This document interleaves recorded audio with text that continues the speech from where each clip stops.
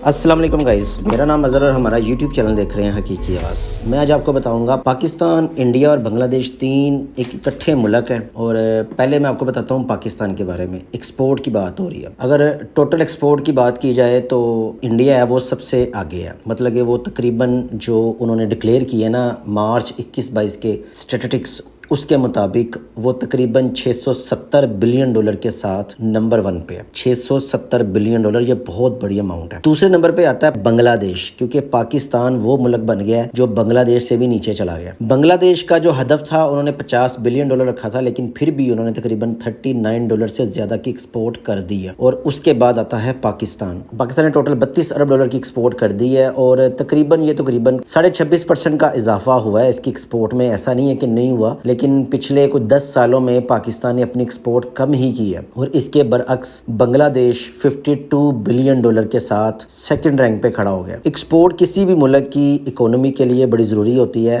آپ اس چیز کو سمجھ لیں کہ جس کی اگر زیادہ ایکسپورٹ ہوگی نا، اس کا جو ڈالر ریٹ ہے اور جو مہنگائی ہے وہ سٹیبل رہے گی۔ ہمارے ملک کی بدقسمتی یہ ہے کہ ہماری چونکہ امپورٹ بہت زیادہ ہے، جس کی وجہ سے ہمارا جو بل ہے نا وہ ایک برابر نہیں رہتا۔ مطلب کہ امپورٹ ہماری اربوں ڈالر ہے۔ پاکستان کی جو امپورٹ ہے نا وہ تقریباً کوئی $80 بلین کے قریب جا چکی ہے، اور ان کی جو ایکسپورٹ ہے وہ آپ کو میں نے بتایا کہ ایکسپورٹ ان کی بہت کم ہے اور امپورٹ بہت زیادہ ہے۔ اسی طرح دوسرے ملک کی امپورٹ زیادہ ہے اور ایکسپورٹ بھی اس کے برابر ہے، جس میں انڈیا سب سے آگے ہے۔ اگر انڈیا $700 بلین کی ایکسپورٹ کر رہا ہے تو اس کا مطلب ہے اس کے ملک میں $700 بلین آ رہے ہیں، اور اس وجہ سے اس کے ملک کا جو ڈالر ریٹ ہے وہ ابھی تک $75-80 پہ فال کر رہا ہے، اور تقریباً یہ پچھلے کئی سالوں سے ہے۔ چونکہ پاکستان میں ڈالر نہیں آتے، ایکسپورٹ زیادہ نہیں ہوتی، جس وجہ سے ان کا جو ڈالر ریٹ ہے وہ اوپر چلا جاتا ہے۔ ہماری نسبت جو بنگلہ دیش ہے وہ ہم سے کافی آگے جا رہا ہے، اور وہ سوچ رہا ہوگا اور اللہ سے شکر ادا کر رہا ہوگا کہ اس کی پاکستان کی حکومت سے جان چھوٹی، کیونکہ وہ الگ ہو گیا۔ ان کی حکومت بھی